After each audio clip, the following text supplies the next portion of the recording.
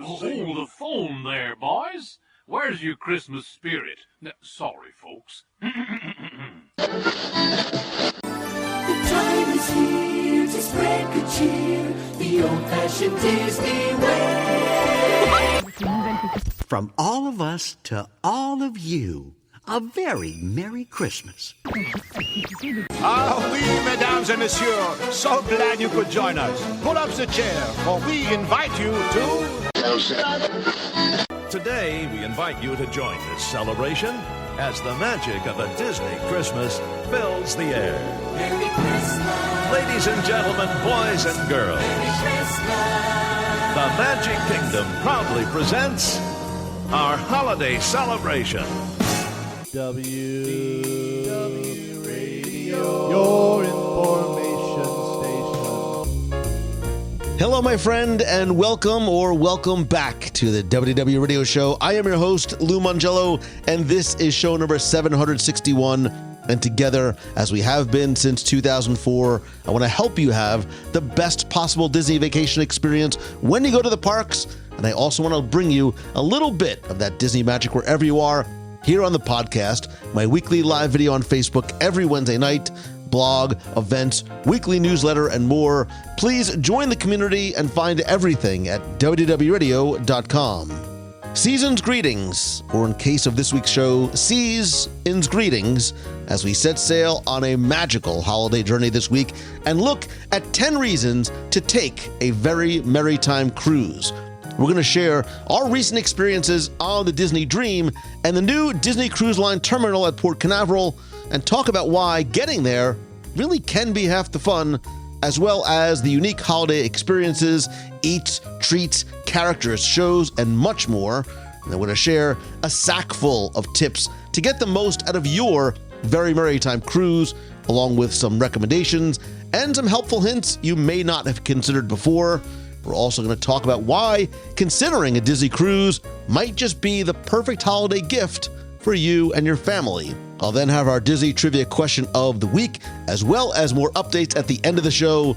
So if you like what you hear, please share the show and tell a friend.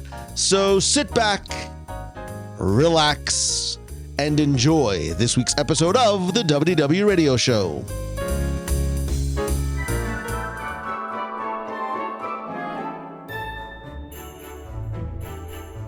If you've ever been to a Disney park during the holiday season, you know that there is something extra special about it. There is a magic in the air that I think is baked from a recipe of music and decorations and twinkling lights and laughter of children in the background and just this overall sense of joy. And I think that feeling isn't just consigned to the park, as taking a Very Merrytime Cruise on Disney Cruise Line offers a truly unique and festive experience with the spirit of the holidays enveloping you in a warm ocean embrace. From dazzling decorations to holiday-themed entertainment, a Very Merrytime Cruise isn't just a vacation, it is an experience. And if you've ever thought about booking this holiday adventure, this week we're going to share 10, or maybe more, enchanting Yuletide reasons to take a Very Merrytime Cruise. And whether you are a cruise veteran or it is your first Disney Cruise Line voyage, there's going to be insights and tips and a little bit of a sprinkling of that special Disney holiday magic, thanks to my very, very special guests who are joining me on this festive journey. They are long time friends, and I still believe in ladies first. I want to first welcome, for the first time ever, hopefully not the last, Denise Prescott from mousesteps.com and the Mouse Steps YouTube channel. Denise, nice to see you. Thank you very much, Lou. It's good to see you. This is a long time coming. It's been a long time since we've seen Lou. It's been at least a week. Yeah. Over a week now. And the other sweet, dulcet tones you hear in the background is from Jeff Lang from jefflangdvd.com. And Mouse Steps, of course. Hello. And hey, Mouse Steps, of course. And guys, when I say that I've known you for a long time, I mean it. Like you, Jeff, specifically, you are the original OG Disney content creator. Do me a favor, for both of you, share a little bit of your origin story, and how, and more importantly, when you got started. Because I say that you've been doing this a long time, I don't mean since like 2014. Jeff, like, I know you have hundreds of videos and DVDs going way, way back. I actually have many of them still that I bought before I even knew you. I'm going to have to box them up and schlep them over one day to have you autograph them all. I still love and remember your 3-disc Horizons DVD set. So give me a little bit of the Jeff and Denise origin stories. Well, ladies first, Denise. Well, Jeff's is much more interesting. But I mean, I started going to Walt Disney World in 1977. And I was interested in Disney, certainly before that with the Mickey Mouse Club and everything. And then in the 90s, I really got interested in being online in the 90s. And like I was on AOL Hometown and I posted photos from, Animal Kingdom opening and Winnie the Pooh opening and, various whatever. When Epcot had its millennium, I posted about that. So then I started the site in 2007, which was the same year that I slept in Cinderella Castle. So, yeah. And you need to set that up, of course. You don't just sleep in Cinderella Castle. My stepfather won the Year of a Million Dreams. And wow. He really, really didn't want to. He didn't want it. He said, no. But my brother was like, yes. And eventually, they had to kind of, like, my stepfather was definitely not going to be in the parade. He didn't want anything to do with the parade or anything. So, there was a little bit of back and forth. And then they called me and, you want to sleep in Cinderella Castle? And I said, okay, yes. So Jeff can talk now. Okay. Well, for me, my parents took me to Disney World when I was 4 in 1971 in November. So I have never missed a year of experiencing Walt Disney World as it evolved from the very beginning. So I've kind of seen it over the years. I don't remember a lot when I was 4, but that's when I started. I started documenting the parks, though, in 1990. So that's 34 years of a video. My goal was I wanted to record every ride, show and attraction at Disneyland and Walt Disney World. I started that in 1990. And somehow I'm still kind of doing that now. And Jeff and I both were on the Disney Magic separately in 1998. Yeah, that's right. The cruise line. So we both, have been cruising Disney Cruise Line since it's, the first year. Jeff, there's a good chance we passed each other in November of 71. I was 3. I was that kid who was dressed really, really poorly with bad hair and I remember you. That was me. That was you. I was wondering all these years. But you have, we've talked about this offline because I'm literally in awe with how much you have been able to document. You have things that we just can't find elsewhere, probably in your archives that you have compiled, really not just to share with others, but just your personal love of documenting and recording all that history. And we were talking on the cruise about how you've been able to catalog and organize such an incredible, rich video history of Walt Disney World that I don't know that anybody, maybe even Disney, doesn't have as much as you probably do. Yeah, I don't know. I'm sure Disney has more, but also photos too. I have quite a photo archive from all those years. So even back in the 70s, my parents gave me the little camera, those little, I don't know what it's shaped like. What are those old cameras called, Denise? Help me. I don't know. Not a Polaroid. No, Lou might know. It's shaped like a Instamatic. Yes, not instant. I don't know. Anyway, I took pictures way back. It was so old it didn't even have a name. It was just called a camera back then. It was a camera. There's film involved. And it was like the 110. Yeah, like the 110 camera with the little cartridge that you stuck in and the little cube. That's what it was. The 110. Say that. Go ahead and tell the story about going through the metal detectors back in the day. Oh, you mean you had to have your film checks? Yeah, I would bring a little baggie of 30 rolls of film, and I would have to bring them to the metal detector at the airport, and they would have to open every one because I didn't want them to go through because some of them were high speed and it could, affect the picture. So a lot has changed over the years. None of that anymore. Jeff single-handedly kept the GAF Camera Center on Main Street open for years because he was the only guy still walking in to buy film and eventually videotapes. But let's move forward. Right? You said that you have both cruised before. We have cruised together before in the past. And I want to talk about some of the reasons specifically to take a Very Merrytime cruise. We've talked a lot on the show about why we love cruising in general, but there is something really special, I think, about Very Merrytime, especially this year when there's been some additions and enhancements, and we were all invited by Disney to experience a Very Merrytime cruise together on the Disney Magic out of Fort Lauderdale, which Disney Dream, sir. What is it? We were on the Disney Dream. What did I say? The Disney Magic? Yeah. You know what I meant. I meant the Disney Dream. You meant. I want to make sure the listeners. We have a group cruise planned on the Disney Magic. We have a Halloween on the High Seas cruise on the Disney Magic coming up. So we went on the Disney Dream out of Fort Lauderdale. And what other cruises have you done? Just contextually, have you ever done a Very Merrytime cruise before? Once. Yeah, we did one on the Disney Dream. Yep, on the Disney Dream. That's right. And we did a Star in 2014, Wars I think. Too. We did. We've done I've done the Disney Magic a couple times and the Disney Dream 3 or 4 times and Disney Wish. And I did the Wonder once. But we only did the Very Merrytime cruise one time. And I think that was like in 2014 or so. How many Very Merrytimes have you done, Lou? So I did a group Very Merrytime last December on the Disney Wish. And I believe I had done one before that, maybe on the Fantasy. I'd have to look back and see. But we did just do one relatively recently on the Wish, and we'll talk a little bit about sort of comparing and contrasting this cruise and the Disney Dream versus some of the others. But I want to sort of get right into it. You are my friends. You are my guests. I'd love to get into your list first in terms of what, in any order that you feel. You can count up, you can count down, you can just bounce all around. What for you sort of comes to mind first when you think of a compelling reason to want to take your first or your next Very Merrytime cruise on Disney Cruise Line? Well, I mean, for me, I like seasonal activities. It doesn't matter where they are, the Disney parks, but to be able to walk on board and see the tree and smell the gingerbread, it just to have it sort of envelop you from the second that you walk on and they are welcoming you. To me, that really sets the tone.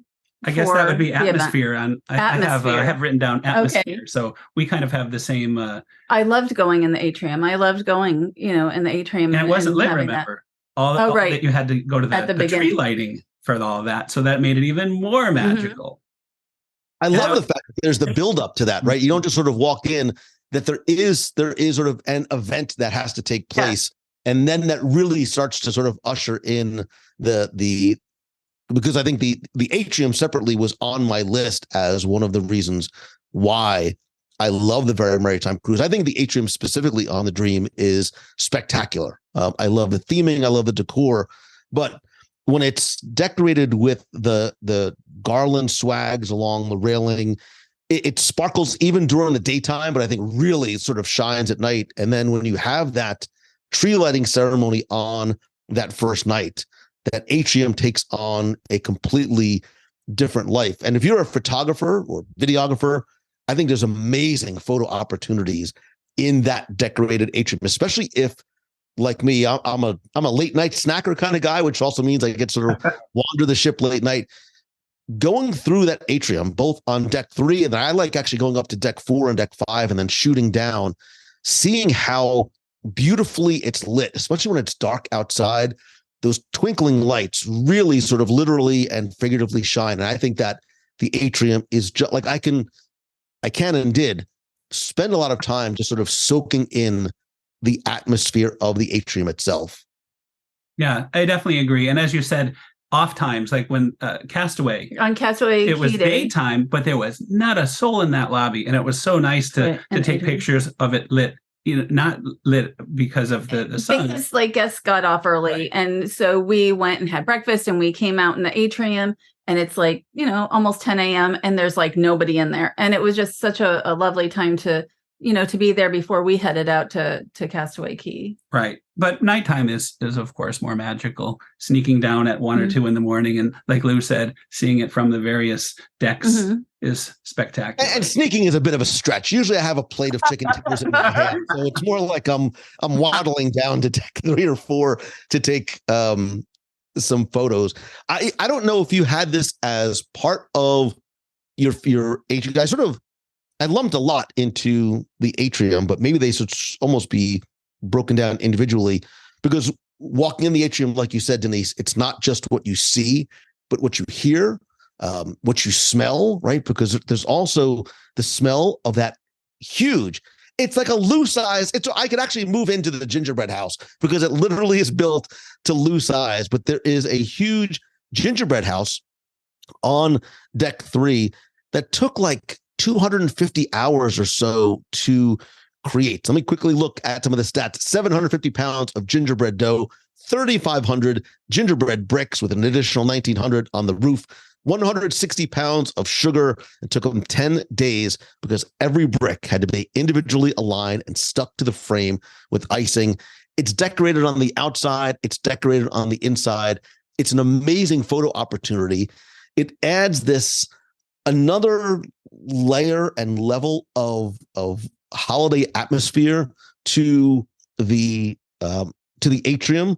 And again, you can get great photos on your own, but throughout your cruise, pay attention because there will often be Disney Cruise Line photographers there, especially if you do like the photo package. A Disney Cruise Line photographer can get some great photos of you. If you check your Navigator app, you can find out when the photographer is there. And also during certain times of the day or night, there's a table out front with hot cocoa and cookies. I'm not a sweet guy, but man, oh man, free hot cocoa and cookies in front of the gingerbread house with music in the atrium. That's a pretty good time right there. And it wasn't Swiss Miss. I mean, they gave you a little bit, but it was like really thick, high quality, good chocolate. Yeah. And also, I just want to mention, sometimes that door to that Lou-sized gingerbread house, I don't think it was open, and I had one little girl come up to me and she was like, "Can I go in?" And I said, "Oh," and I got a cast member really quick, and because I'm not have the authority. I can't just tell her no because I'm a guest myself. So I let the cast member do that. But like sometimes I think there were people, kids probably who made it in the end. Well, that's definitely because if you look inside, it's decorated. Like there's a chair, and I saw there was a Mr. Potato Head, and there was a little fireplace inside. So there's a TV there's all sorts of decoration. It looks like a place you would go if the door's open, right? And there's trees. There's trees with snow. I mean, it's not just the gingerbread house. It's like the forest around it too. And I should mention, when we are looking at the gingerbread house, we're going to segue to something very important. Right next to the right of the gingerbread house, there is a bar. And that bar has a sign that says mulled wine. Yes. And I believe mulled wine is on all 3 of our lists. I got it 3 times. I love mulled wine. I can't wait to get back to Paris next month because, there'll be mulled wine there as Nothing says the holidays like gingerbread and mulled wine. And hot chocolate. But they should have sold gingerbread, which they did. I did not see. Okay. Did they not sell gingerbread? I don't think so. That's surprising. It would have been nice to get a gingerbread piece there. That's why Denise wanted to tell that little girl, yes, you can go in, just rip one of those gingerbread pieces off the house and bring it to me so I can dip it in my hot chocolate. That's a good idea. That's a great idea. All right. So you know what? I'm going to continue to sort of piggyback a little bit on your atrium a little bit, because I think there's the atrium decor, there's the tree, there's a lot. One of the things in the atrium that I really, really enjoyed on this cruise, because I think there's, for me, what I sort of felt specifically on this one is there's this incredible energy in the atrium throughout the day and night. There's always something going on, as opposed to sometimes the quiet that the atrium has late at night. But especially right before dinner time, both early and second seating, there's entertainment in the atrium. And I absolutely fell in love with specifically two. There was the sister that was a duet, a pianist and a guitarist. There was a violinist who was the violinist was great, spectacular. But you had me at the Merrytime Carolers. I thought this a cappella Merrytime caroler group that sang both classic and vintage and modern and current Christmas tunes that I think appealed to everybody in the audience, no matter who you were or where you were from, was a really beautiful and lovely aspect of the atrium that I found myself sort of just standing there, not just to record them for social, but to enjoy them and just sort of take them in on my own. Yeah, they were tremendous, and we were all of us had a chance to see them at a little get together, a media thing earlier on in the cruise, and that was great to watch a full set from up close. And I recognized a lot of them from the shows as well, so they're doing double and triple duty also. Yeah, working on any cruise line, your chances are you're not just doing one job, you're doing multiple, to say the least. But yeah, I really, really, really enjoyed that.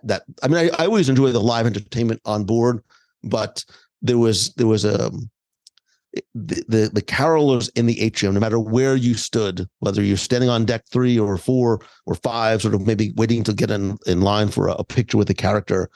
The echoes of that a cappella music was I think a really beautiful touch, and they were new this year. They were a new addition this year. One of the things that I really, really enjoyed. Well, another new addition, they've updated the tree lighting. We should talk about the tree lighting in the atrium on the first night as well. Yeah, tree lighting was on the tree lighting event experience was on my list as really sort of a separate entry, because it is, and it's something that it's new, and I think it's a must do. It's definitely a must do. It only happens once, so it's a get there early must do if you really want to get a good, a perfect spot to see it and enjoy it and to take pictures and everything. And we all did that. I remember seeing you at dinner, and it's like, all right, Lou, you ready? Let's get down to that atrium. Come on. And we all ate our food never faster that night to get a perfect spot. Except the next night. Well, then we did it again the next night and the night after that. Yeah. But that was the first time for that. Jeff and I would coordinate before meals. Like, all right, we're going to tell our waiter, this is what we want. We need it fast because we need to be out by 7:03 in order. Because you're right. It is, quote unquote, everybody is trying to get there at the same time. And it does get very, very crowded. But the nice thing about the atrium is you can watch on the ground on deck 3, or you can be on the periphery on deck 4 or 5 and still be able to take in a ceremony that is more than just kind of the, ceremonial lighting of the tree. There's a lot more to it. And I should mention they have a section up front just for littler kids, which is great because, otherwise, if everybody was standing, they wouldn't be able to see anything. So this is really nice that for littler kids, they have that special. Unlike you. Well, not just kids. No, I wish they had they should have a littler adult section too. Like put the kids first, then me, and because I got a little bit late and I was way up on deck 4 and not the best angle in order to see or record it, because there's a lot, like I said, there's a lot that sort of happens in this thing that I think is such, the sail away deck party is great, but I think this for me sort of kicked off the very merry time aspect of the cruise. And it has Disney characters, which is another one of the items on my list, right? So, singing Christmas carols and, that's snow is involved, and Santa and Mrs. Claus make a special appearance. Not really snow. Well, Pluto has snow with his bucket of snow, like the Globetrotters kind of. But it was really cool. Thank you for not making a yellow snow joke with Pluto. Right. You get the mini Mickey and Pluto and Goofy. There's a special, spoiler alert, there is a special surprise appearance from the Clauses, who are very, very busy this time of year. But they also perform a number of, musical sections. There's the Happy Holidays, and Goofy sort of adds this kind of ceremonial present to the bottom of the stairs. There's a little bit of a sing-along with Deck the Halls and Jingle Bells.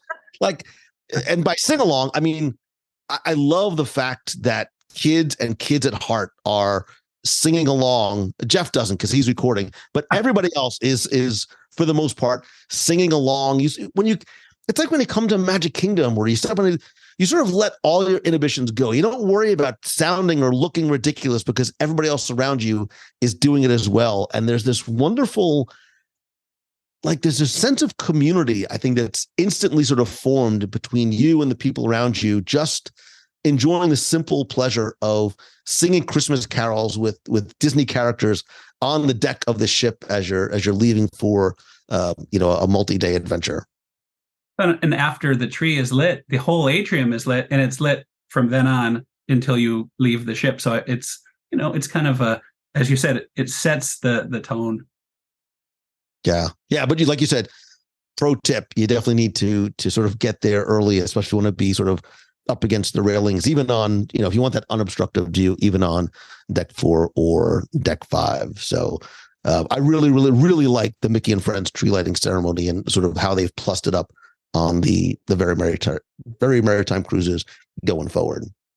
So, we've been in the atrium this entire talk. So let's move on to the stateroom and talk about the great surprise that we all had. And I think this is one of the higher things on my list. What is the official name of the surprise? I forgot to write it down. I didn't write it down. Did Lou have it? Of course he does. It's the Season's Greetings room decor package. You did an article on it. I wrote an article, yes, but I didn't even write down, I just wrote down thoughts. But I really enjoyed that. I heard, though, some people, when I wrote the article, said they didn't have it going out of Port Canaveral on the Disney Wish, and they really, I think you need to order it early, as I think, or when it's available, right? But I felt like a little kid on Christmas morning when I opened the door, and the whole room was decorated with all those special goodness there. So it was a nice treat. And I do know it's $118. That part I remembered, and included quite a bit, I thought, for the money. Yeah, it was a wonderful surprise. I've seen the room decor packages done in the past for birthdays. A couple of years ago, we did a group cruise, and somebody was nice enough to sort of send a birthday. Of course, it was supposed to be.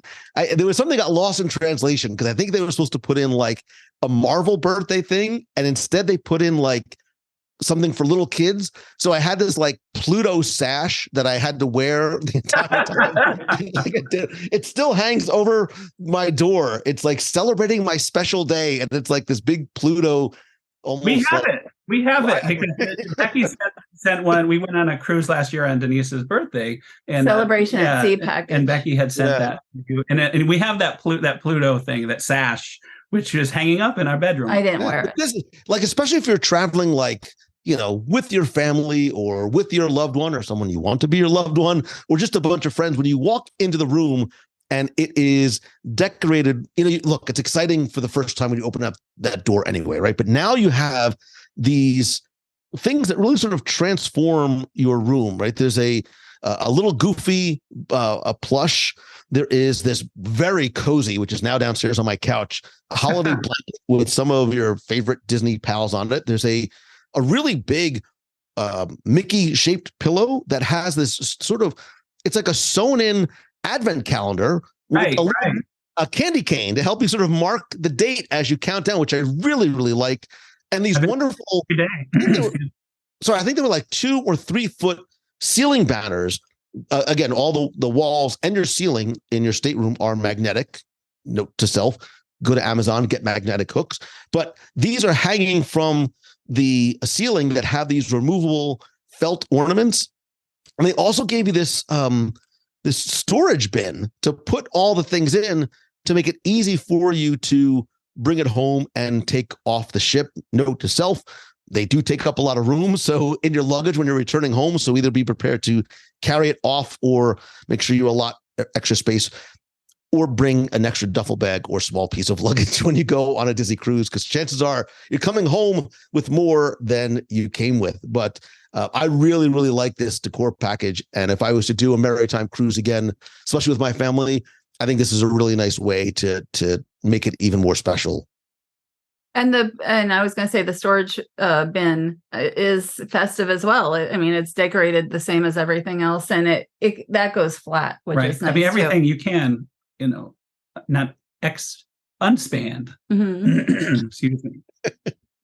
Smush. I think the technical term is you can smush it all down, and that's why space-saving bags are those airtight bags are a great way to bring stuff on and off. I'm gonna piggyback on this idea of decorating your stateroom, and because it makes me think about sort of expanding a way and another reason. And so this is something you can do, I think, to enhance your own Very Merrytime experience, because one of the things I saw a lot, both on embarkation day and through the cruise, pirate night, quote unquote, formal night, I think if you bring and pack some holiday themed apparel and accessories, you can help sort of plus up your own experiences. I saw people in formal wear, lining up for family photos with the Disney Cruise Line photographers, people in ugly Christmas sweaters, Christmas pajamas, coordinated holiday t-shirts, a lot of different outfits to wear. And I loved seeing that, right? I loved seeing families or even individuals really sort of getting into the spirit of it. I brought my ugly Christmas sweater, but it was so hot. I never just got a chance to go ahead and wear it. And this idea of decorating your room and going with your family or going with friends and making and bringing some of your own magic, right? I love decorating my door. Whenever we do group cruises, we have door decorating contests.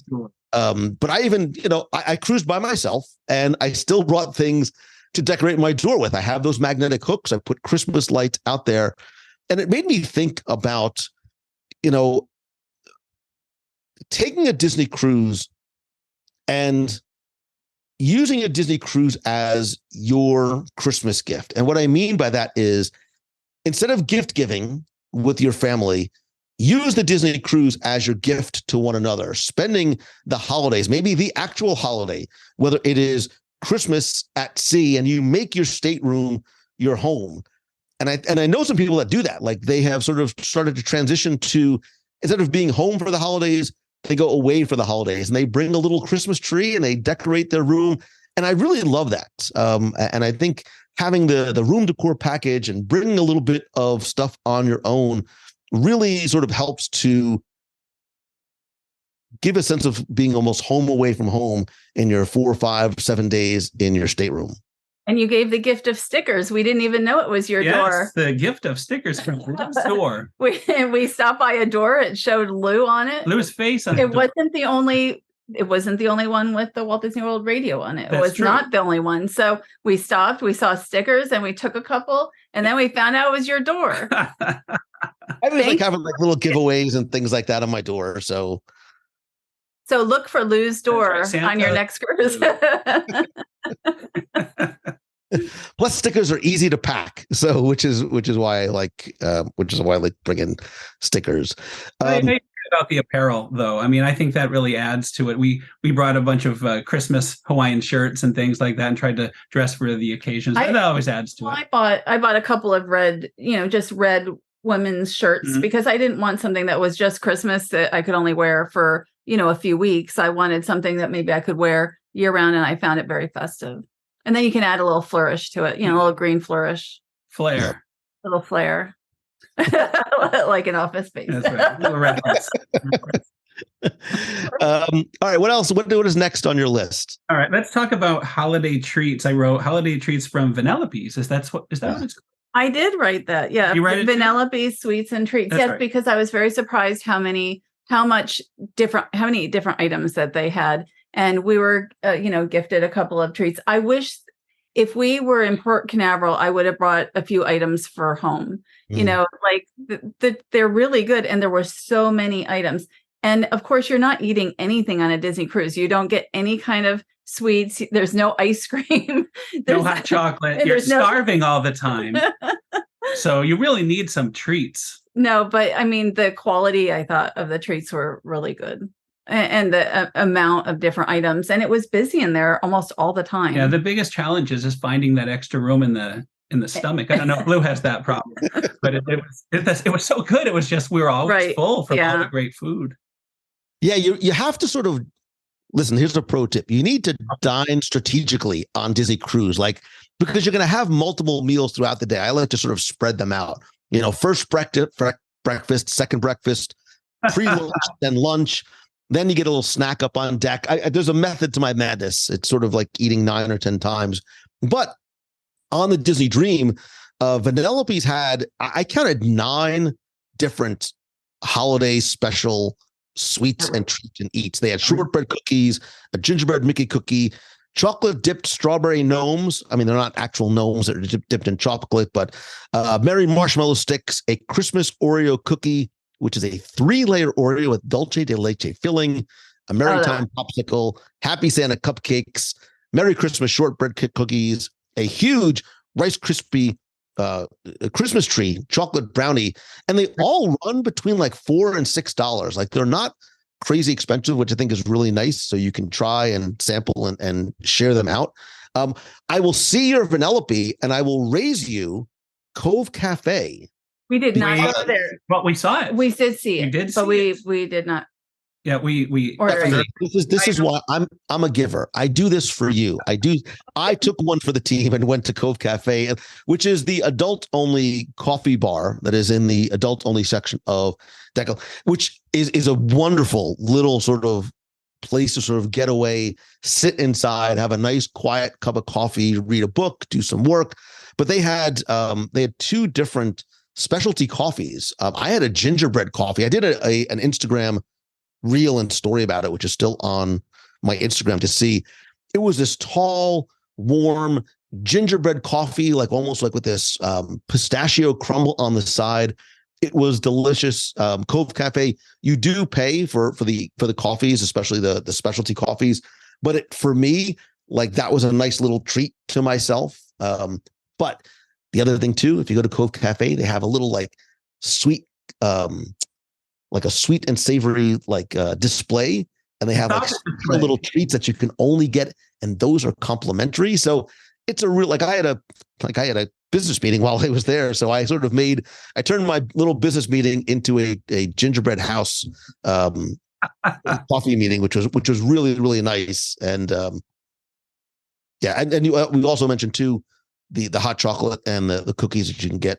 I think that late afternoons and early evenings, starting on the second day on deck 3 near the gingerbread house, which is a nice way to sort of, if you're waiting in line for characters, if you're waiting in line for some of the entertainment, it's like a little pre-dinner sweet treat, a little dessert before dinner, which is fine because you're on vacation.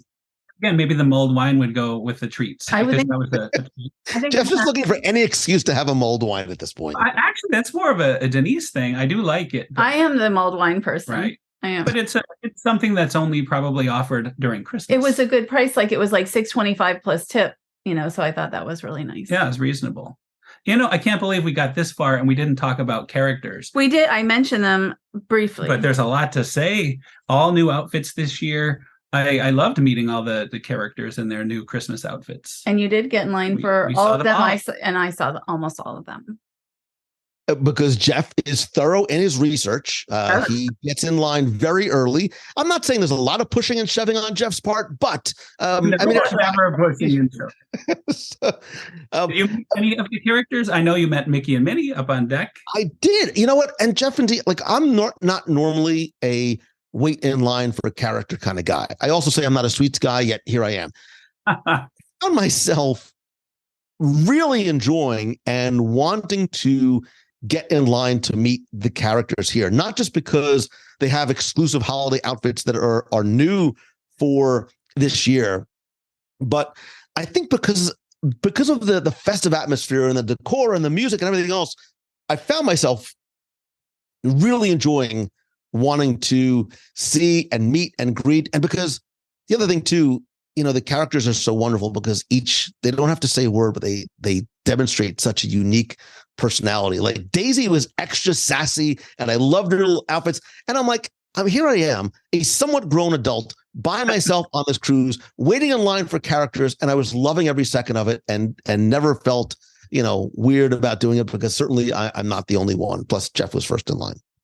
And Belle was in her holiday outfit. Oh yeah, so we should mention we did the Princess Gathering, which you have to book early in advance. You have to book like when you get on the ship. Right. But that we took that opportunity to ask all the princesses what they wanted for Christmas. So that was really fun. You asked. Well, you were associated with it because you were with me. But it was fun to have all their answers, that were themed to them. So I thought that was very nice. And Belle was in her Christmas dress also. Right. Yeah. Denise was just there not to make it weird when Jeff is asking Belle what she wants for Christmas. I understand. I think it's probably still weird. You're a good wingman, Denise.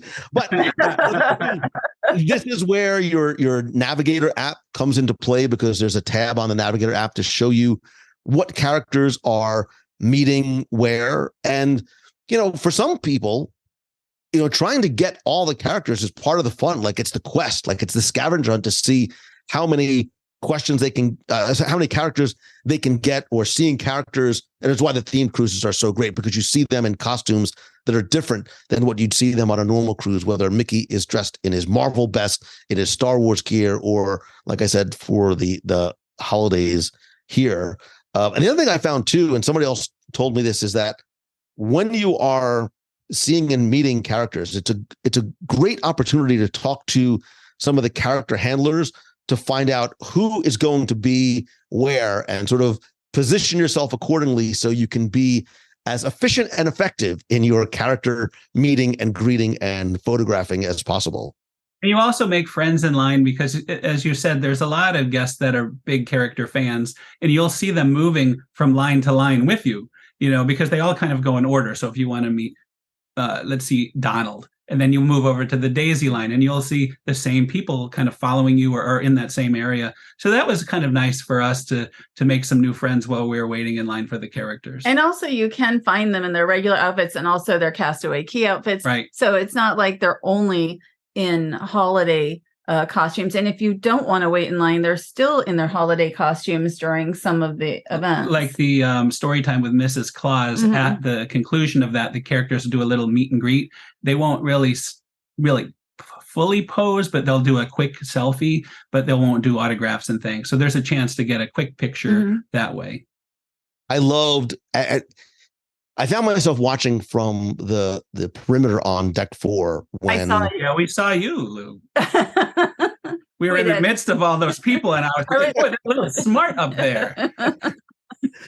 But I loved looking down and watching Jeff with camera in hand, but adults and kids just sort of mixing and mingling and dancing, and the characters dancing and sort of free roaming around.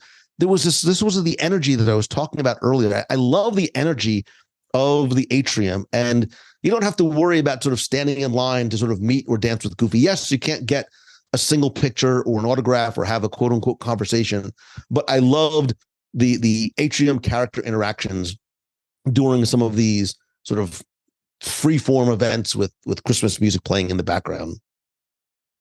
And I guess this is a good segue to talk about the other new show, the Mickey and Minnie's Holiday Party, which is the deck show. Jeff, it's almost like you're reading my mind or my notes. I'm not sure which is weirder, but I agree with you 100%. That's exactly where I wanted to go. Again, a new show on Disney Cruise Line for Very Merrytime this year. We had a chance to, again, Jeff and I wanting to get there early. Jeff, because he wants to get the good angle for video. Me, just to be able to place to see, so I'm not after trying to look over tall adults in front of me.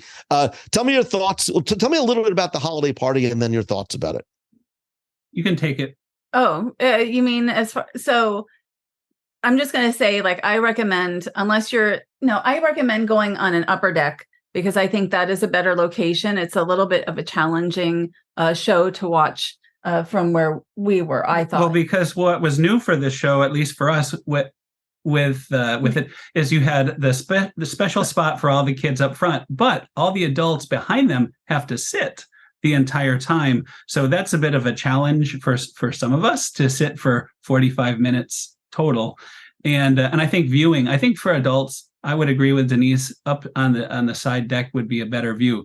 But wherever you see the show, it's very infectious as far as the music. You'll have that song in your head after. And I watched the video because I couldn't see as well as I would have liked while we were there. And what it's about is Max writes Goofy a letter, and just a He holiday tells letter. Goofy he's not going to be there for right, Christmas. right. He's not going to be there. And then Mickey's like, oh, well, that's okay. We're all family here. And then they break out in a song and dance.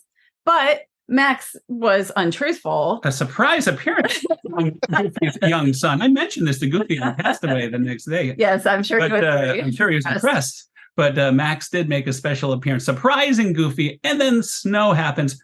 Well, we're not giving any spoilers at all, by the way.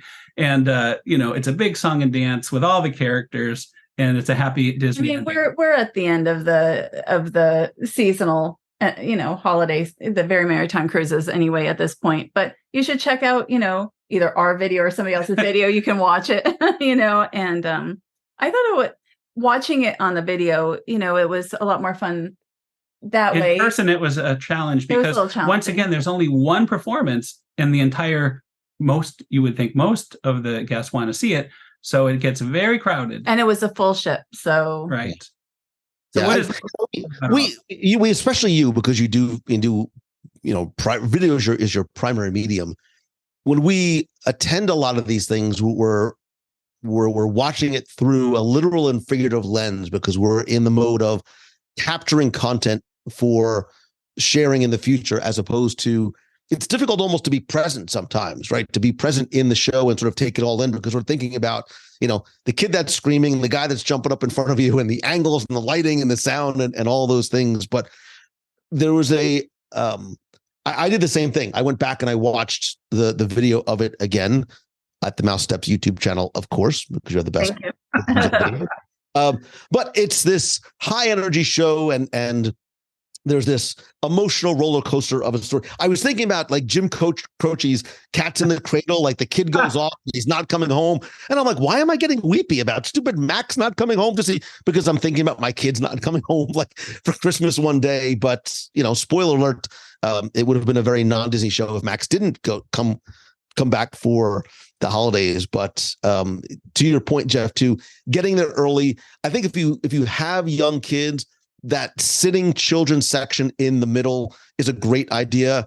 Kudos to the crew members who have to try and remind kids, listen, there's characters in front of you, they're singing and dancing, but please just sit down and don't move. They all need praise. I agree. That was it's herding. It's the reverse of herding cats, trying to keep, but the kids were great. And then obviously there's, the dance parties and stuff like that afterwards. But I agree with you, Denise. I think for the best overall viewing experience, I think a great tip is to not try and be front and center on deck 11, but be right on the corners near the stage on deck 12. There's really no bad angle to see it from, but if being close to the stage is important, that's probably where I would go and watch in the future. They play to the center. They do not play to the sides, really. Right. So, but I still would go up. I still would go up. Up ahead, up above. And that advice goes for the pirate character, Mickey's. What is the Mickey pirate? Pirates in the Caribbean. Mickey's Pirates in the Caribbean. That's another great show. But we're not talking about. We're talking about Very Merrytime. Well, they did it for the tree lighting ceremony too, right? There was the kids section up in front too. So I like the fact that they're making sure that kids are able to see as well. So usually you'll find kids. The kids section, the Jeff section, and then everybody else right behind. I am very much for the kids section. It's just if you have to sit behind the kids section, that's when it can be a bit of a challenge. As we're getting older, sitting on a hard surface and trying to get up from it, it's a little harder, right? So I'm going to buy you those little pop-up chairs for Christmas. You can just start carrying them with you. Those would be illegal, sir. Sit on the ground. Let's stay up on deck for a second too, because one of the things I love about Disney Cruise Line during the holidays, Disney Cruise Line period, is funnel vision. I think funnel vision is such a great addition, and especially during the holidays, I love how the holiday, there's no sort of theming per se, but that holiday festive atmosphere extends up onto the pool deck. There's movies playing throughout the day, but at night, especially when it's nice and cool and it's quiet up there, you can go to Funnel Vision and they're playing a huge variety of holiday specials. It was Mickey's Once Upon a Christmas, Twice Upon a Christmas, Thrice Upon a Christmas, maybe the Santa Claus movies. I have 3 words for you, and they are Muppet Christmas Carol on Funvision. I just like one day I want to go like next time we do a group cruise, I want to do like Muppet Christmas Carol like meetup, but go there and do it like the Rocky Horror Picture Show and recite because we know all the lines, like the lamp, not the rat, like the lamp, not the rat. I want to do that while we watch Funnelvision, grab some chicken tenders from Flo's in the back. And I really liked. I found myself, some nights just standing up there off on the side, just snacking and watching the holiday movies. But it's a nice addition. And again, sort of free entertainment. We've seen these movies before, but it does hit a little bit differently when you're watching it up on deck. Well, not to mention, you talking about movies, we saw Wish for the first time on the cruise. So that was great. I enjoyed it. So, I mean, you can see first run, like brand new movies. And as you said, the Funnelvision. But no time warp, no Rocky Horror. No, not yet. Lou's on the case, though. We'll have to go on that. I would watch Muppet Christmas Carol over Rocky Horror any day, but it was sort of a metaphor of the type of experience I'd like to have. Anyway, let's move on from Funnelvision to what is next on your list. So, I mean, I only have one more thing. And for me, being able to see the Castaway Key Christmas tree from the ship. You're stealing that was my last. When we went on the one other Very Merrytime Cruise, we didn't get to dock. It was rough seas. The seas were rough. We saw the Christmas tree. It looked really nice, but we did not get to go off the ship. So to be able to see it and then actually get off the ship and get to be up and getting photo ops with it was very nice. And there's some of Castaway at the beginning is decorated as well. So that was a nice surprise to see. Yeah, I like the little sort of holiday makeover that Castaway gets, and the Sandmen up front instead of the snowmen. I have a couple other quick ones on my list, and then one that I know that we definitely want to talk about together. One, if I'm not a sweets guy. I'm also not necessarily a merch guy, but there is a variety of holiday themed merchandise, from shirts and mugs to turvises and ears and a lot of different trading pins at all. For some people, the merch is a big thing, and some items actually sell out. So if there's certain stuff that you want, get there early and check out the stores on the first night of your cruise when you set sail. If you are I believe if you're a Platinum Castaway or a Disney Visa card holder, you get a 10% discount in the merchandise locations. But even gold, 10%. The gold is a gold too, yeah. Right. And the merchandise, it's sort of my segue into something that I did for the first time ever on a Disney cruise or anywhere. I'm not a sweets guy. I'm not a merch guy. I'm also not a Magic Band Plus user when I go to the Disney parks. I'm old school. I still have the card in my wallet, or I just prefer really to sort of tap on my phone. But I was able to get it's not called a Magic Band, it's called a Disney Band Plus to use on the ship. And dare I say, I am a Disney Cruise Line Disney Band convert, because from boarding the ship on embarkation day to accessing your stateroom, charging specialty food and coffees and merchandise on your stateroom folio, the Disney Band Plus is a very easy, convenient addition to the cruise. You also don't have to worry about wearing your lanyard. Where do you put your key card? How do you, do you keep it in your bathing suit? Do you keep it in your pocket? Do you keep it on a lanyard? And Disney Cruise Line has their own selection of nautical themed bands that you can purchase only by guests who are sailing on a Disney cruise. So you can buy them on board, but there's only a limited number. So you can actually purchase them in advance if you want to sort of see the full variety of available bands. If you have a Magic Band Plus already, you can attach that to your stateroom. But in addition to the convenience of it, and just the ease of having it on your wrist at all times, especially like going to Castaway, I loved how the band interacted with the lights and the haptic vibrations in the dining rooms and the fireworks and in the atrium, and even supposedly they work in the kids clubs as well. I really, especially for Disney Cruise Line, I found the Disney Band Plus to be not just fun when we were sort of in the atrium. I did a couple of quick, videos and reels showing how to interact, but I really, really appreciated the convenience and not having to worry about having my key card with me at all times or where I was going to put the key card when I was going. I don't have any experience with that. I use my key. I am old school. Yeah, you had the lanyard. I have a Magic Band Plus that I use around the parks here. So everything Lou just said, I'm used to, the interaction with it when you're seeing a show, a fireworks show, or in the Haunted Mansion, it'll react to the heartbeat and everything. So yeah, I'm sure it would be great on the cruise. And were you able to enter the room with it, Lou? You can. Oh yeah. So and you can pay with it, of course. So because I want you to picture this. I want you to picture that, hypothetically, this is not, I'm saying this sort of a friend. Say you're coming down from deck 11 with a tray full of chicken tenders and French fries and your water bottle, and you're trying to sort of get into your room where you don't have to about take it out. You just tap in and you're in, and the chicken tenders arrive safely. So I really found that I enjoyed it, just even for the ease of access to the stateroom. Yeah, we'll have to check it out. I wasn't even aware of that. I did.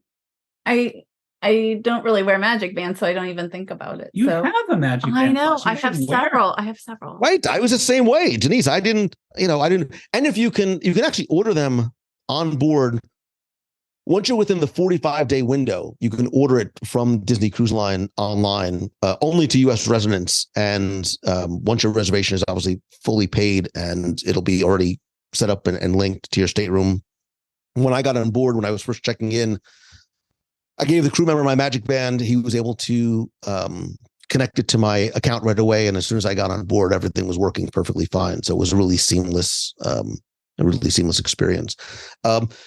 The last thing I want to say before the one thing I think we both want to touch on is that, we know about activities in the kids clubs and things for adults, but there was also a lot of different holiday activities on board for kids and adults alike. There was cookie decorating, gingerbread house decorating, other little fun activities scattered throughout the ship and throughout the day. If you check the Navigator app, it shows you all the different daily activities, many of which are included, not necessarily at an extra cost. But, one of the things that, again, we left on the Disney Dream out of Port Canaveral, and the number one thing that I put on my list was that getting there was half the fun. And what I mean, I loved it. Right? We were invited by Disney, who arranged with Brightline for us to take the Brightline from Orlando down to Fort Lauderdale. And the Brightline station is actually at the Orlando International Airport in Terminal C, which is beautiful. Terminal A and B must be very, very jealous, because Terminal C is gorgeous, from the design to the openness to the light to the amenities they have inside. But the Brightline experience from beginning to end, even before we got to the terminal, just sort of having the app, choosing your seat, whatever it might be, was wonderful and seamless. And Jeff and Denise, we rode down together and we kept on looking at each other like, this is wonderful. This is great. I can't believe how great this is. We could have taken the Brightline down, turned around, and came back, and would have had a wonderful day. I know that's totally true. Well, I mean, we were put into the premium, so it's like we had the first class walk experience. Into the premium lounge. The very first person we see is a smiling Lou, I think, with a plate of food there, first thing in the morning. So, no chicken tenders. No chicken tenders. It was breakfast time. But, I just thought, we love the train like in Europe. I love a high-speed train, and it's not as high speed of a train. It's not exactly. It's a nicer train than the. But it's a really nice, clean experience. And the nice thing is, I mean, we could have flown, or we could have driven also. But they offered to fly us, and the nice thing is, and I couldn't. The hard thing is when we were on the way to the airport, wrapping my mind around the fact that I could have my drink. I could drink on the way. I don't have to worry about having it like an hour where I can, She's talking about non-alcoholic drinks. Right. I know. She's worried about having to go to the bathroom. Well, you don't have to say it like that. Well, because Lou might be thinking, super early in the morning, you're having your drink. No, I can have my tea. I don't have to have just a little water. I Right. can have my tea. And just the thought you can get on the train and yes, the restroom's there. There's going to be food within like 2 minutes. It's so much easier and better than flying. If you can take the train close, I would always take the train, especially after this. I just wish that we had the Bright Line all over Florida. I wish that it was something I could go to Tampa. You can go down to Miami, but if you want to go down to Fort Lauderdale and you're flying into Orlando or you're at Walt Disney World and you want to go back to the airport and then take the Bright Line down, it's really nice. I really loved it. I'm like you. I am a train person. I love the train experience. I have never experienced anything like this, right? You walk into Terminal C, which at least right now, I mean, there's really not a lot of people there. When you go to the Bright Line area, it's almost cavernous about how big and open it is. Security, quote unquote, you sort of drop off your bags at this at the desk, right? The Bright Line attendants were very, very helpful. Security, I mean, when I say there was nobody there was nobody there. I mean, you sort of walked in.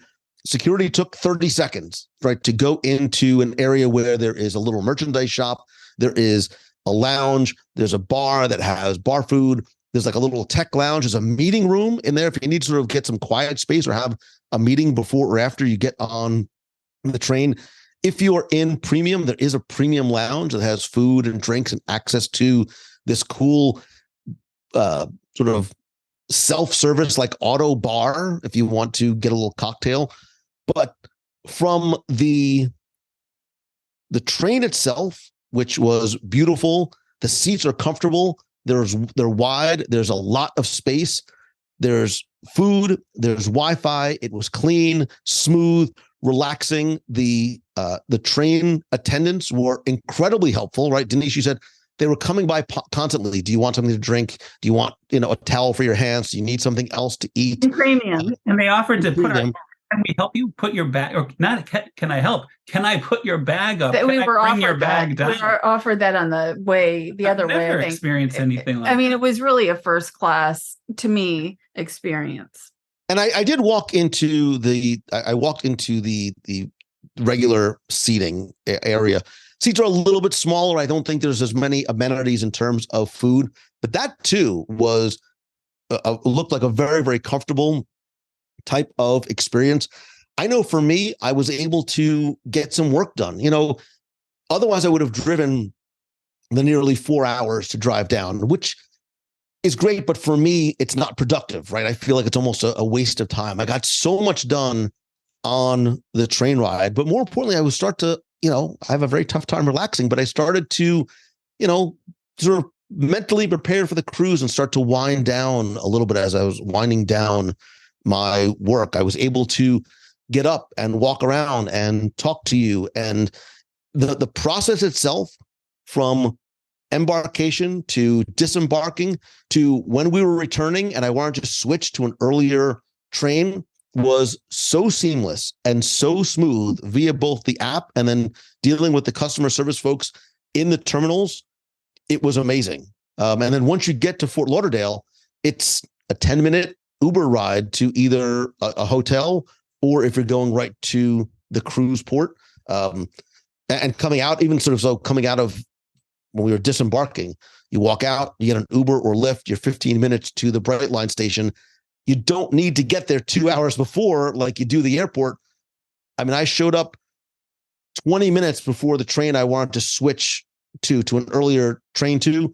I was able to switch. They took my luggage and it was no problem. And really, really, really, I love the Bright Line experience. And you can, in the regular coach seats, I think that's what they'd call them. You can purchase food, like the sandwiches were at least $12. And when you went to Terminal C, the one thing is, when you hear about Terminal C, like I didn't realize I wanted to see Wine Bar George and such too ahead of time, but I think you need to get a pass to do that. So right, next time the train station isn't really in that part of Terminal C. Right, it's next to it. So it's a relatively limited amount of food and drinks and such that are easily accessible. So like to me, like if we were going down normally, if we wanted to take the Brightline, I would rather take the premium, because otherwise you might be paying all this money anyway for the sandwiches and drinks, and they had alcohol on board as well. They had wine and beer as part of that. And I thought it was if you're already doing Brightline, I thought it was, reasonable for the bump up.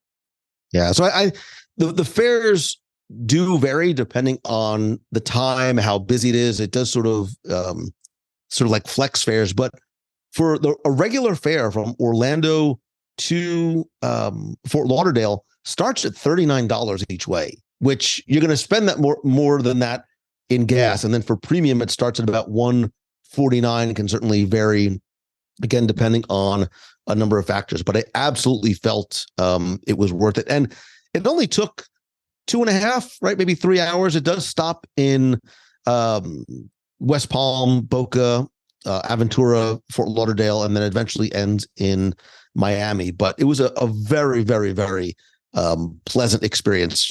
Like you said, I'm with you, Denise. I want and hope Brightline to expand to places like Tampa, to go down to Naples and other parts, or go up to Destin and other parts of Florida, because I love that experience so very much.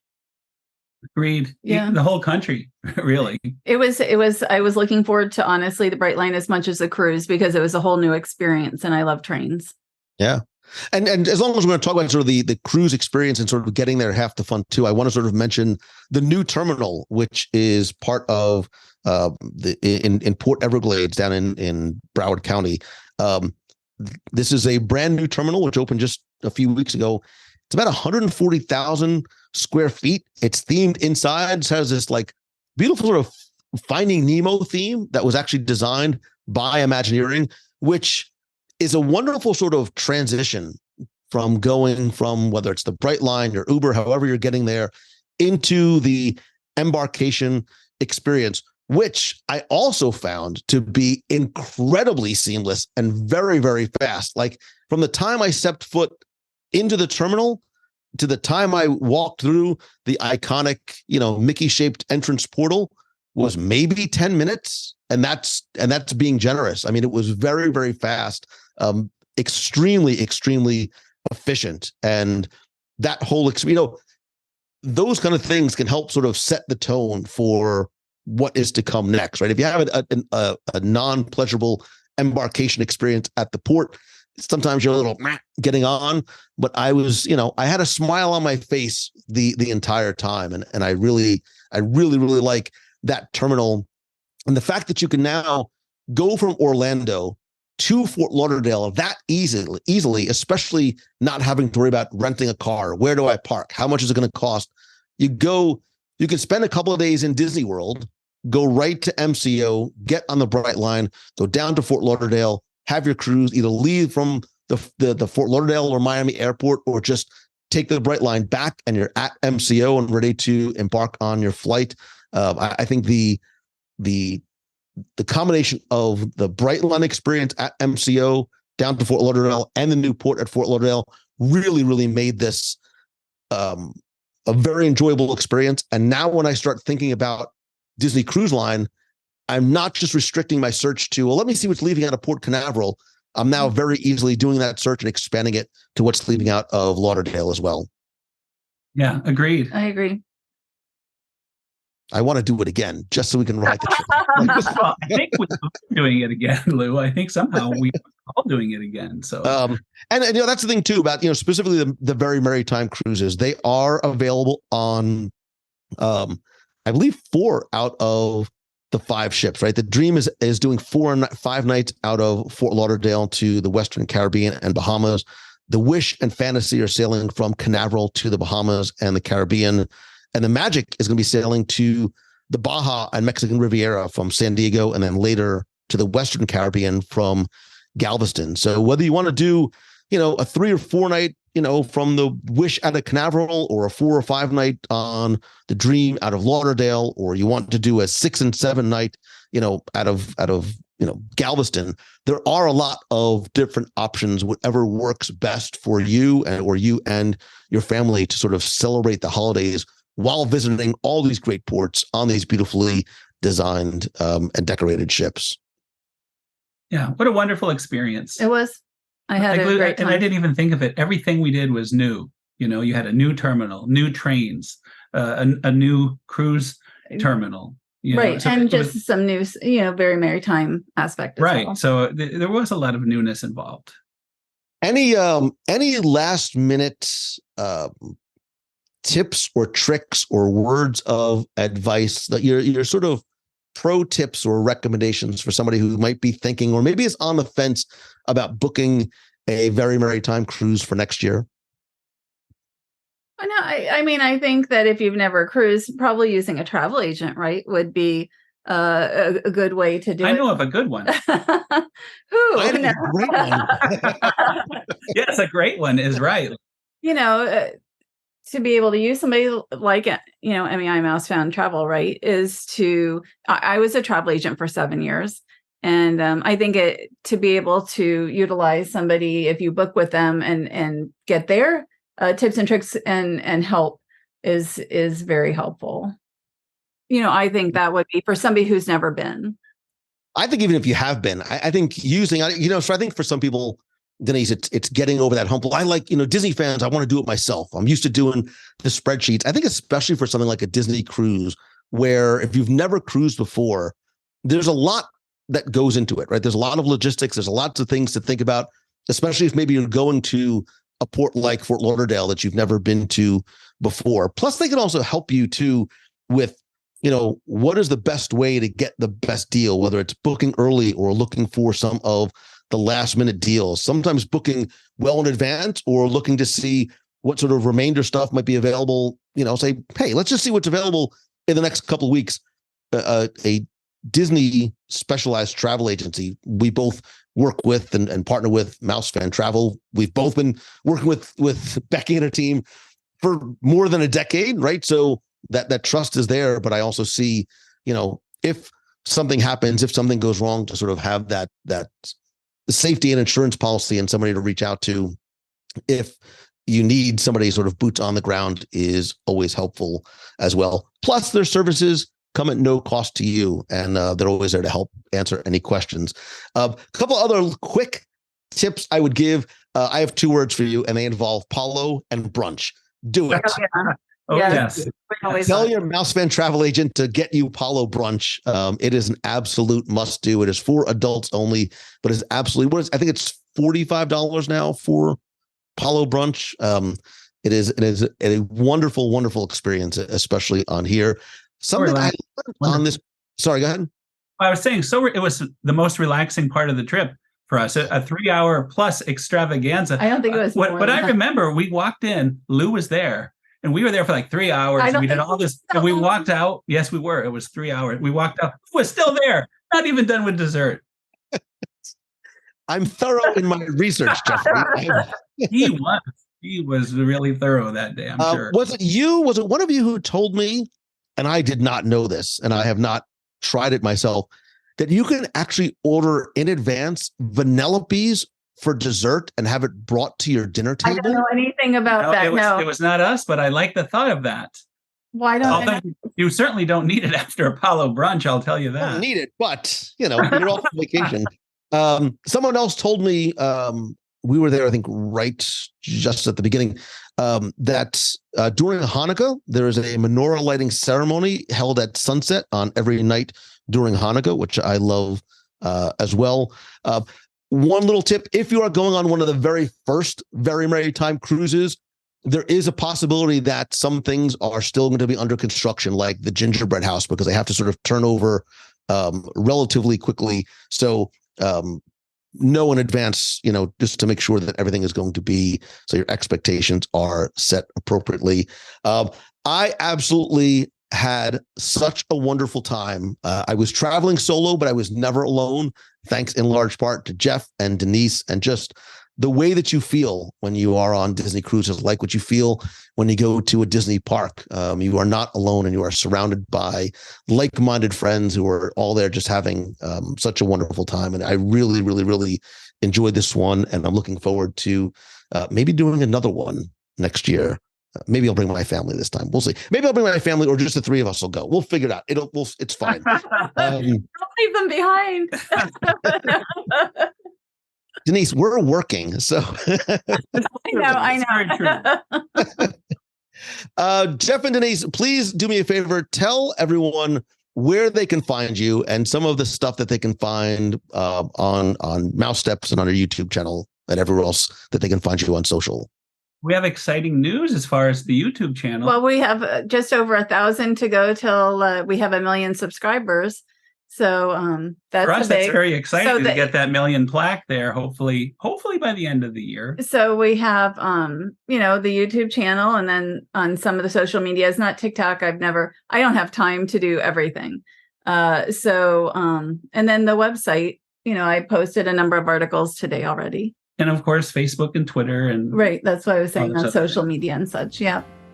I'll link to all of that stuff in the show notes. And listen, I don't know why it's taken us 15, 18, 19 years to do this for the first time, but I had a lot of fun today and really appreciate your time that we spent together on board and the time today. This was a lot of fun, and we should definitely do this again. We should do it before then. Yeah, definitely do it before we get too old. But listen, we're all still kids at heart, and I love and appreciate you guys. And thank you again for joining me today. I hope that you both have a very safe, happy, healthy, and delicious holiday and New Year. And you as well, and your family. Oh, yes, of course. You as well, then. Who we didn't see on the cruise. That's right.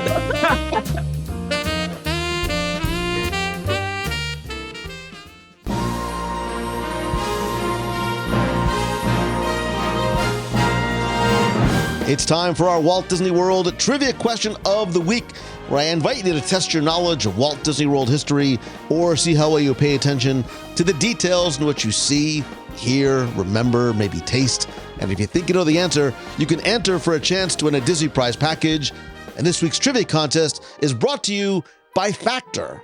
We are right in the thick of the very hectic holiday season, and it's really easy and very tempting not to eat right. We're on the go, we're stressed about the holidays, what to get the kids, and sometimes just grab and get whatever is quick and easy.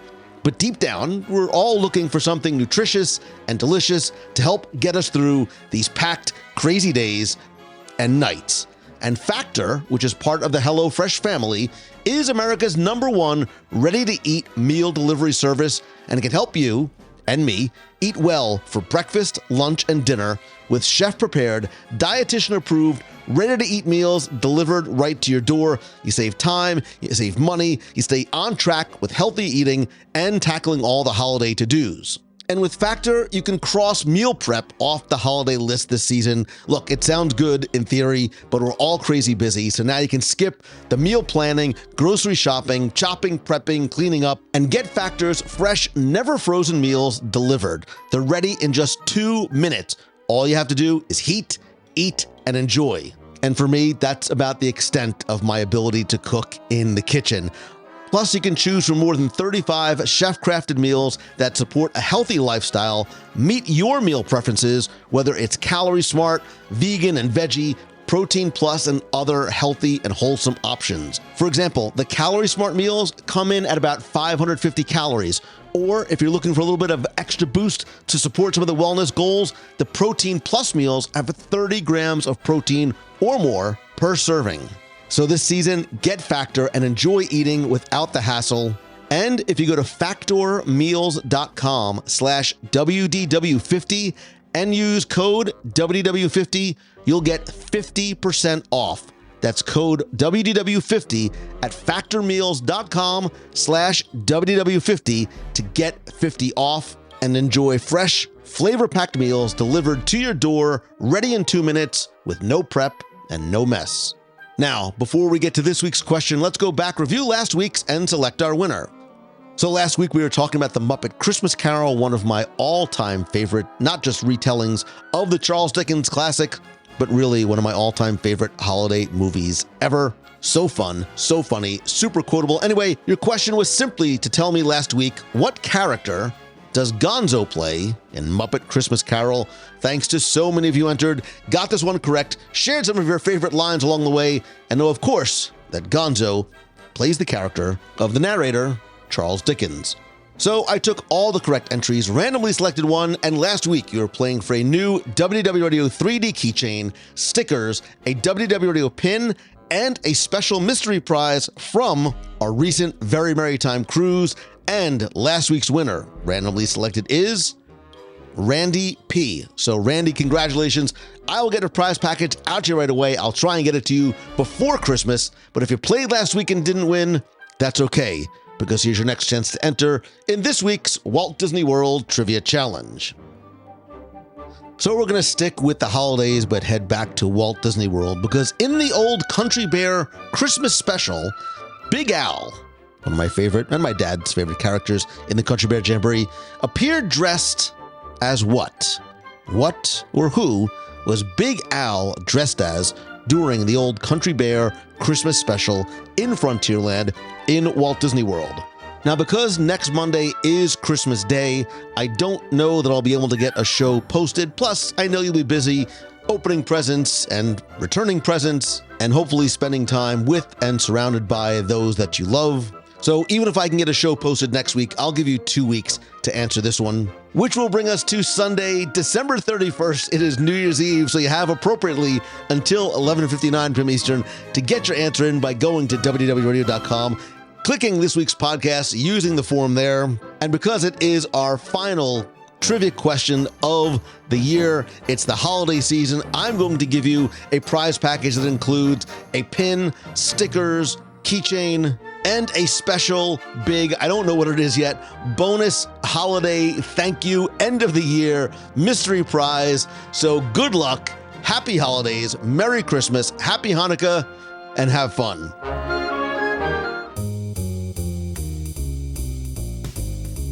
That is going to do it for this week's show. I appreciate you taking the time to tune in. Hope you enjoyed our look at the Very Merrytime Cruise, and I'd love to hear from you if this is something you've ever thought about doing before. Have you taken one? What your thoughts are on it? Or maybe now is it something that you're adding to your bucket list?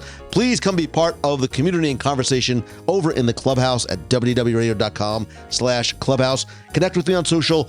I am at Lou Mangello across all the social channels. If you have a question you'd like me to answer on an upcoming email show, you can email me, lou@wdwradio.com. Or if you have a question, a comment, or just a hello from the parks, or maybe your thoughts on Very Merrytime Cruises, you can call the voicemail at 407-900-9391. That's 407-900-WDW1. And because I know this is a crazy week and you're probably counting down and running around getting ready for the holidays, I'll make this outro quick and just remind you about our very special Dream Team auction and lunch on Saturday, January 6th during Walt Disney World Marathon Weekend. We have a venue at Disney's Boardwalk, not just to get together, have a wonderful lunch, but also a silent auction with great items to benefit the Make-A-Wish Foundation of America. Tickets are limited and are almost sold out. You can go to wdwradio.com/wishlunch24 to find out more and get your ticket, and visit the events page at wdwradio.com to find out about upcoming meets of the month, upcoming cruises on the Disney Magic and the Disney Treasure in 2024 and 2025. Visit LouMangello.com to find out how I can work with you one-on-one or in small groups to help you turn what you love into what you do. Or if you're looking for a speaker for your event, conference, business, or school, find out how you can help the show and be part of the WDW Radio Nation family by going to wdwradio.com/support. And finally, most importantly, in this spirit of the holidays and giving being so much more important than receiving, I want to give to you my thanks and appreciation for so much, for you listening to this week's show, for being part of the community, for the support that you give in probably more ways than you recognize or realize. Please know that, as I always say, because I really believe we are friends, whether we have met yet or not, and especially during this time of the year, we are extended family, whether we have met yet or not. I hope that this holiday season brings you joy, happiness, family, friends, and most importantly, health and happiness. And remember that you have the power and the ability to be a positive force and to give to others simply by choosing the good, letting your choices be guided by kindness, empathy, and compassion, and creating a positive ripple effect of goodness in this world. Again, thank you so much. I love and appreciate you. So until next time, Merry Christmas, Happy Holidays. See ya. Hey, Lou, this is Jason from Salina, Texas.